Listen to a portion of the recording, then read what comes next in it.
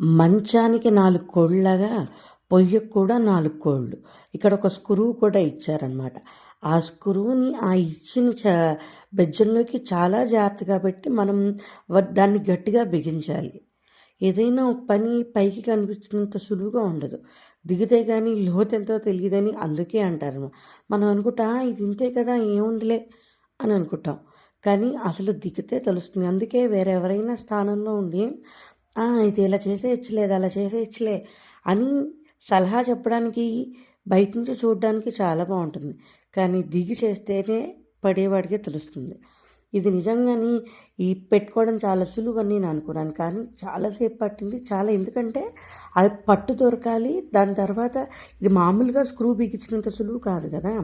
ఈ ఈ బెజ్జంలోకి పెట్టాలి. ఆ పైన కూడా పైగా అక్కడ ఏదైనా పొరపాటున ఏమైనా గీరుకుందంటే అది చాలా ఏమంటుందని చాలా సూదుల్లాగా ఉన్నాయి.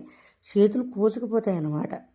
ఇంతలా మొత్తానికి పెట్టిన తర్వాత నా పొయ్యికి 4 కాళ్ళు నేను పెట్టేసాను. ఇదిగో ఇలా ఉంది చివరికి.